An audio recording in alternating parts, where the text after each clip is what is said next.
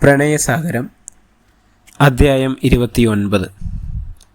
അവൾ പുറകിലൂടെ വന്നവനെ കെട്ടിപ്പിടിച്ചു. എന്താടാ നിനക്ക്? എന്തു പറ്റി? ഒന്നുമില്ലടി, ആകെ എന്തോ ഒരു മരവിപ്പ്. ബെഡ്റൂമിലെ ഹോട്ടലിലുണ്ടായിരുന്ന പോട്ടിൽ നിന്നും അവരൊരു ചായ ഇട്ട് കുടിച്ചു. മെഹ്റു കട്ടൻ ചായ കുടിച്ചുകൊണ്ട് അവളെ തന്നെ നോക്കി. നീ കുറച്ചുകൂടി സുന്ദരിയായിട്ടുണ്ട്. നിന്റെ ഈ താടിരോമങ്ങൾ മുഖത്ത് തട്ടുമ്പോൾ ഞാൻ എങ്ങനെ സുന്ദരിയല്ലാതെയാവും? മെഹ്റു ചെറുതായി ഒന്ന് ചിരിച്ചു. കഴുത്തിലൂടെ തൂങ്ങി മടിയിലേക്കിരുന്ന അവൾ അവൻ്റെ മുഖത്തേക്ക് നോക്കി. കണ്ണുകൾ കൊഴിഞ്ഞ് മുഖത്ത് പ്രസരിപ്പ് നഷ്ടപ്പെട്ടിട്ടുണ്ട്. ഭംഗി കുറഞ്ഞ് അവനൊരു കോലമായിട്ടുണ്ടായിരുന്നു. അതെ, എനിക്കെൻ്റെ പഴയ സഖാവിനെ തിരിച്ചു വേണം. കലാലയ പാതയിൽ ചുവന്ന ചൊങ്കടിയേന്തിയ പവറുള്ള എൻ്റെ സഖാവ്. പതിയെ അവളെ ബെഡിലേക്ക് കിടത്തിയ മെഹ്റു അവൾക്ക് അരികിലായിട്ടിരുന്നു. AC-യുടെ കുളിർമ പൊതിഞ്ഞു നിന്ന റൂമിൽ ഒരു ബ്ലാങ്കറ്റിൽ അവർ ഒന്നായി. മോഹങ്ങൾക്ക് മേൽക്കുയരുന്ന കിതിപ്പുകൾ, ഇഷ്ടങ്ങൾ, കാന്തങ്ങളെപ്പോലെ ഒട്ടിപ്പിടിക്കുന്ന ശരീരങ്ങൾ. ശരീരത്തിൻ്റെ താപത്തെ പകുത്തു മാറ്റപ്പെടുമ്പോൾ ഒടുവിൽ അവർ കുഴഞ്ഞില്ലാതായി. 1000 കുഞ്ഞിപ്പാത്തുമാരുണ്ടാവട്ടെ. മെഹ്റു നൂറയുടെ ചെവിയിൽ മന്ത്രിച്ചു. എൻ്റെ ഈ കുഞ്ഞു വയറിലോ? അവൻ അവളുടെ കുഞ്ഞു വയറിൽ ഒന്ന് ചുംബിച്ചു. അവൾ ഇക്കിളി കൊണ്ട് പുളഞ്ഞു.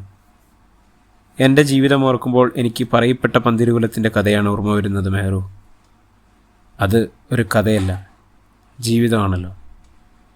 നമ്മൾ നാളെ രാവിലത്തെ ട്രെയിനിന് നാട്ടിലേക്ക് തിരിക്കുന്നു അല്ലേ നൂറ? നമ്മളിനി അധികം ഇവിടെ നിന്നിട്ട് കാര്യമുണ്ടാവുമെന്ന് തോന്നില്ല. അദ്ധ്യായം 29A.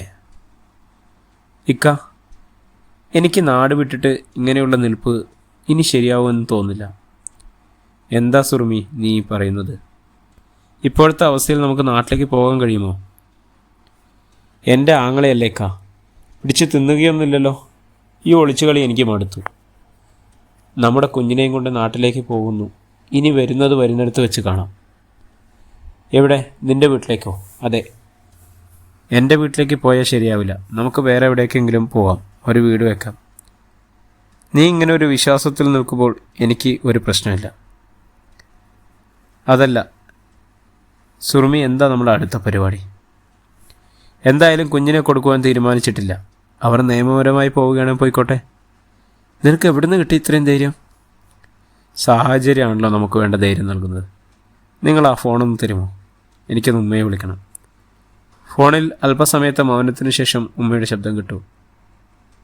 കുട്ടി എവിടെയായിരുന്നു ഇത്രയും ദിവസം? ഉമ്മാനെ മറന്നുപോയതാണോ? അതോ വേണ്ടാന്ന് വെച്ചിട്ടോ? മറന്നതൊന്നുമല്ല അമ്മ. ഉമ്മയുടെ വില എന്താണെന്ന് എനിക്കറിയാം. ഞങ്ങൾ നാളെ നാട്ടിലേക്ക് വരുന്നുണ്ടമ്മ. ഇങ്ങോട്ടേക്ക് വരുന്നുണ്ടോ? വീട്ടിലേക്ക് വരലുണ്ടാവില്ലമ്മ. വേറൊരു വാടക വീട് എടുത്തിട്ടുണ്ട്, അങ്ങോട്ടേക്ക് താമസം മാറണം. അതെന്താ മോളെ ഇങ്ങോട്ടേക്ക് വരാത്തത്? ഉമ്മക്കറിയാലോ ഇപ്പോഴത്തെ അവസ്ഥ. അതിന് ഞാൻ അങ്ങോട്ടെങ്ങാനും വന്നാൽ കുഞ്ഞിപ്പാത്തിനെ കാണുമ്പോൾ മെഹ്റു നൂറ എങ്ങനെ പ്രതികരിക്കുന്നതെന്ന് എനിക്കറിയില്ല. നിങ്ങളെ തപ്പി അവരങ്ങോട്ട് വന്നിരുന്നു, കണ്ടിരുന്നോ? അവരെ ഞങ്ങളാരും കണ്ടിട്ടില്ല, പക്ഷേ അവർ വന്നതറിഞ്ഞിരുന്നു. പാവങ്ങൾ കുറേ അലയുന്നുണ്ട് സുറുമി. ആ പെണ്ണിന് ഭൂമിയിൽ അനുഭവിക്കാൻ ഇനി എന്താണ് ബാക്കിയുള്ളത്? അവനെ കെട്ടിയ അന്ന് മുതൽ അവളുടെ കഷ്ടകാലാണ്. ഉമ്മ, ഞാൻ കുഞ്ഞിപ്പാത്തുമായി അത്രയ്ക്ക് അടുത്തു പോയുമോ? എനിക്കവളെ വിട്ടുകൊടുക്കാൻ പറ്റുന്നില്ല. അപ്പോൾ പ്രസവിച്ച അവളുടെ അവസ്ഥ നീ ഒന്ന് ആലോചിച്ച് നോക്കി. അതെല്ലാം അറിയുന്നത് കൊണ്ട് തന്നെയാണ് കുഞ്ഞിപ്പാത്തുവിനെ വിട്ടുകൊടുക്കാൻ കഴിയാത്തത്. ഞങ്ങൾ അവിടെ നിന്ന് ഇങ്ങോട്ടേക്ക് പോകുന്നത് അതുകൊണ്ടല്ലേ. എന്തായാലും നിങ്ങൾ 2 മക്കളും പോയതോടുകൂടി ഞങ്ങൾ തന്തയും തള്ളയും ഒറ്റക്കായി എന്ന് പറഞ്ഞാൽ മതിയല്ലോ. ഞാൻ എന്താണ് ചെയ്യമ്മ? ഇനി ഒന്നും ചെയ്യേണ്ട.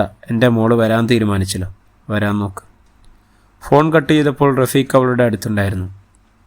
എന്താടി പെണ്ണേ, എന്തിനാ ഈ വിഷമം? ഇനി എന്നെക്കൊണ്ട് സങ്കടം സഹിക്കാനാവില്ല. എത്ര ആളുകളാണ് വിഷമിച്ചുകൊണ്ടിരിക്കുന്നത്. നാളെ രാവിലെ നമ്മൾ തിരിച്ച് നാട്ടിലേക്ക് പോവുകയാണ്. പോകുന്നതിന് മുമ്പ് വഴിയരികിലെ പാനിപൂരിയും ബേൽപൂരിയും ഒക്കെ ഒന്നുകൂടി കഴിക്കണം. നിനക്കിഷ്ടമുള്ളതൊക്കെ പറയണം, റഫീഖ് അവളോട് പറഞ്ഞു. കോടതിയിലെ മുറി മുഴുവൻ നിറഞ്ഞു കഴിഞ്ഞിരുന്നു. ഇന്ന് ഒരുപാട് കേസുകളുള്ള ദിവസമാണെന്ന് ജഡ്ജിയുടെ മുഖം കണ്ടാലറിയാം. ഫയലുകൾ തുറക്കുന്നതിന് മുമ്പ് തൊട്ടടുത്തുള്ള മരുന്ന് ബോക്സിൽ നിന്നും അയാൾക്ക് വേണ്ട മരുന്നുകളൊക്കെ എടുത്ത് കഴിച്ചു.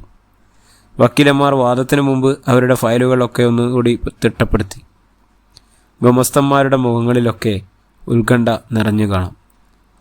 Case number 36/11 missing case request for hobbies corpus proceed. 2012 Mehru Noora എന്ന ദമ്പതികൾ സഞ്ചരിച്ചിരുന്ന കാറ് വാഹനാപകടത്തിൽപ്പെടുകയും അവരോടൊപ്പം ഉണ്ടായിരുന്ന മകൾ ഫാത്തിമ എന്ന പാത്തു ആശുപത്രിയിൽ വെച്ച് മിസ്സിംഗ് ആവുകയും ചെയ്തതായിട്ട് പരാതിയുണ്ട്. പരാതി പരിഗണിച്ച് മാനന്തവാടി പോലീസ് സ്റ്റേഷൻ മുന്നാകെ പരാതിക്കാരി നൂറ മെഹ്റു സമർപ്പിച്ച പരാതിയിന്മേൽ പോലീസ് തുടർ നടപടിയെടുക്കുകയോ കുട്ടിയെ കണ്ടെത്തുകയോ ചെയ്തിട്ടില്ല എന്നറിയിക്കുന്നു.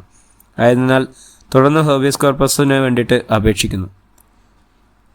സർ, ഈ വരുന്ന 2-ാം തീയതിക്ക് മുമ്പായി മിസ്സായ കുട്ടിക്ക് എന്ത് സംഭവിച്ചു എന്നുള്ളതും എവിടെയാണ് കുട്ടി എന്നുള്ളതും വിശദ വിവരങ്ങളടങ്ങിയ റിപ്പോർട്ടുകൾ കോടതിക്ക് മുമ്പാകെ സമർപ്പിക്കാൻ കുട്ടിയുടെ കോടതിയിൽ ഹാജരാക്കുവാനും ഈ കോടതി മുമ്പാകെ ഉത്തരവിടുന്നു. പരാതിയിൽ പറയുന്ന പ്രകാരം സംശയാസ്പദമായ വ്യക്തികൾ റഫീഖിനെയും സുറുമിയെയും ചുറ്റിപ്പറ്റിയുള്ള അന്വേഷണങ്ങൾക്കും ഉത്തരവിടുന്നു. ജഡ്ജിയുടെ അന്വേഷണ ഉത്തരവ് കയ്യിൽ കിട്ടിയ ഉടനെ നൂറയും മെഹ്റുവും വീട്ടിലേക്ക് തിരിച്ചു. അവരെ കണ്ടതും ഉപ്പയും ഉമ്മയും ഓടി വന്നു, കെട്ടിപ്പിടിച്ചു. അവരുടെ വിഷമങ്ങളൊന്നും ആരും കാണിക്കാതിരിക്കാൻ ശ്രമിച്ചിരുന്നു. പതിവ് പോലെ തന്നെ അവർ എല്ലാവരോടും പെരുമാറിക്കൊണ്ടിരുന്നു. രാവിലെ ഏകദേശം 10 മണിയോടുകൂടി അടിക്കുന്ന സമയത്താണ് വീട്ടിലേക്ക് അലിയാർ ഓടി വന്നത്. എന്താ അലിയാരെ, എന്തു പറ്റിയത്? അല്ല കാക്ക, നിങ്ങളിപ്പോൾ കാര്യങ്ങളൊന്നും അറിഞ്ഞില്ലേ? എന്താണ് ചങ്ങായി, പറഞ്ഞാലല്ലേ അറിയുള്ളൂ. സുറുമയെയും ഓളെ പിയാപ്പിളിനെയും പോലീസ് അറസ്റ്റ് ചെയ്തതിന് കൂട്ടത്തിൽ നിങ്ങളെ മോൻ്റെ കുട്ടിയുണ്ട്. മെഹ്റു അപ്പോഴേക്കും കോനായിലെത്തിയിരുന്നു. കുട്ടി എന്ന് കേട്ടപ്പോൾ മെഹ്റു ഓടി വന്നു. മെഹ്റു ഉടൻ തന്നെ ബൈക്കിൽ കയറി, കൂടെ നൂറയും കയറി. അവർ പോലീസ് സ്റ്റേഷനിലേക്ക് പോയി. പോലീസ് സ്റ്റേഷനിൽ മെഹ്റുവും നൂറയും കണ്ടപ്പോൾ സുറുമിക്കും റഫീഖിനും ഒന്നും മിണ്ടാൻ കഴിഞ്ഞില്ല. നൂറ ഓടിച്ചെന്ന് കുഞ്ഞിപ്പാത്തുവിനെ കെട്ടിപ്പിടിച്ചു. പക്ഷെ കുഞ്ഞിപ്പാത്തു അവളോട് അടുപ്പം കാണിച്ചതേയില്ല. ഒഴിഞ്ഞുമാറി സുറുമിയുടെ പിന്നിലേക്ക് പോയി. ഇത്താത്ത, ഒന്ന് പറഞ്ഞു കൊടുക്ക്, ഞാനാണതിൻ്റെ ഉമ്മാന്ന്. സുറുമി ഒന്നും മിണ്ടാതെ നിന്നു. നാളെ കോടതിയിൽ ഹാജരാക്കും, നിങ്ങൾ കോടതിയിൽ വന്നാൽ മതി, നൂറയോടും മെഹ്റുവിനോടും പോലീസ് പറഞ്ഞു. രാവിലെ തന്നെ ഇരു പാർട്ടികളും കോടതിയിലെത്തിയിരുന്നു. ജഡ്ജിയുടെ മുന്നിൽ വന്ന ഫയലുകൾ അദ്ദേഹം ഒന്ന് പരിശോധിച്ചു. ഒരു കുട്ടി മിസ്സിംഗ് കേസിംഗ് ഉണ്ടായിരുന്ന അത് പരിഗണനയിലെടുക്കാം.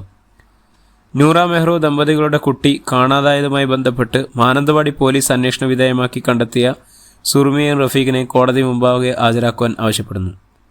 സുറുമിയെയും മെഹ്റുവിനെയും കോടതിയിൽ പ്രതിക്കൂട്ടിൽ കയറ്റി നിർത്തി. ബഹുമാനപ്പെട്ട കോടതി മുമ്പാകെ സത്യം മാത്രമേ ബോധിപ്പിക്കുള്ളൂ ഖുർആൻ തൊട്ട് സത്യം ചെയ്യുന്നു. പബ്ലിക് പ്രോസിക്യൂട്ടർ അവർക്ക് മുന്നിൽ വന്നു. നിങ്ങൾക്ക് എവിടെ നിന്നാണ് ഈ കുട്ടിയെ കിട്ടിയത്? സർ, കോഴിക്കോട് മെഡിക്കൽ കോളേജിലെ സ്പെഷ്യൽ ഡോക്ടർമാരുടെ നിർദ്ദേശപ്രകാരം ഈ കുട്ടിയെ ദത്തെടുക്കുകയായിരുന്നു. ദത്തെടുക്കാനുള്ള കാരണം, ഞങ്ങൾക്ക് കുഞ്ഞുങ്ങളില്ലായിരുന്നു, ഇത് സഹോദരൻ്റെ കുഞ്ഞാണ്. സഹോദരനും സഹോദരിയും ആക്സിഡൻറ്റിൽ അപകടകരമായ സ്റ്റേജിൽ നിൽക്കുന്ന സാഹചര്യത്തിൽ നമുക്കങ്ങനെ ചെയ്യേണ്ടി വന്നതാണ്. ദത്ത് അഗ്രിമെൻ്റ് ഉണ്ടോ? ഉണ്ട് സർ. കോടതി മുമ്പാകെ സമർപ്പിച്ച ഗ്രൗണ്ടിൽ 2 തമ്പ് കാണുന്നുണ്ട് സർ. ആരുടെയൊക്കെയാണ്? ഒന്ന് മാതാവും പിതാവും. മാതാവും പിതാവും വളരെ അപകടകരമായ അവസ്ഥയിലാണ് നിങ്ങൾ ഈ ദത്തെടുക്കുന്നത് എന്ന് പറയുന്നു. അങ്ങനെയുള്ള സാഹചര്യത്തിൽ അവർ എങ്ങനെ സൈൻ ചെയ്തു? അവർക്ക് വയ്യാതിരുന്നത് കൊണ്ട് അവൻ തന്നെ അവരുടെ തമ്പ് എടുപ്പിക്കുകയായിരുന്നു. കുട്ടിയുടെ അച്ഛനും അമ്മയും അതറിഞ്ഞിരുന്നോ? അറിയില്ല സർ. ഈ കുട്ടിയുടെ അച്ഛനും അമ്മയും നൂറയും മെഹ്റുവും ഇവിടെയുണ്ടോ?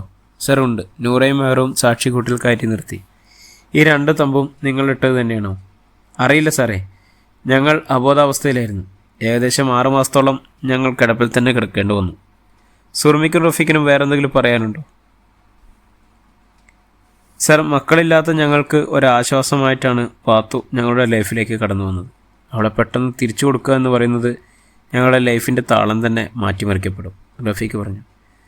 മറ്റൊരാളുടെ സമാധാനം എടുത്ത് കയ്യിൽ വെച്ചിട്ടല്ലല്ലോ നമ്മുടെ സമാധാനം നിലനിർത്തേണ്ടത്. അതുകൊണ്ട് ഈ കുട്ടി എത്രയും പെട്ടെന്ന് തിരിച്ച് നൂറയ്ക്കും മെഹ്റുവിനും കൊടുക്കേണ്ടതാണ്. സുറുമിക്ക് സങ്കടം സഹിക്കാനായില്ല. കോടതി വരാന്തയിൽ വെച്ച് നൂറ കുഞ്ഞിനെ വിളിച്ചെങ്കിലും കുഞ്ഞ് നൂറയ്ക്കൊപ്പം വരാനും തയ്യാറായില്ല. എല്ലാവരും ആകെ ധർമ്മസങ്കടത്തിലായി. നിങ്ങൾ എന്തിനാ അവിടെ പോയി നിൽക്കുന്നേ? ഇങ്ങോട്ട് വന്നൂടെ? മെഹ്റു നൂറയോടും റഫീഖിനോടും ചോദിച്ചു. പ്രിയപ്പെട്ടവരെ, ഈ അധ്യായം ഇവിടെ തുടരുകയാണ്. നമ്മുടെ അധ്യായത്തിൻ്റെ ഏറ്റവും ഇമ്പോർട്ടൻ്റ് ആയിട്ടുള്ള ഭാഗങ്ങളിലേക്കാണ് അടുത്ത എപ്പിസോഡ് മുതൽ പോകുന്നത്. എൻ്റെ പ്രിയപ്പെട്ടവരെല്ലാവരും കൂടെ വേണം. സബ്സ്ക്രൈബ് ചെയ്യാത്തവരുണ്ടെങ്കിൽ സബ്സ്ക്രൈബ് ചെയ്യണം, ഫോളോ ചെയ്യണം, ബെല്ലൈക്കൺ മറക്കാതെ അമർത്തണം.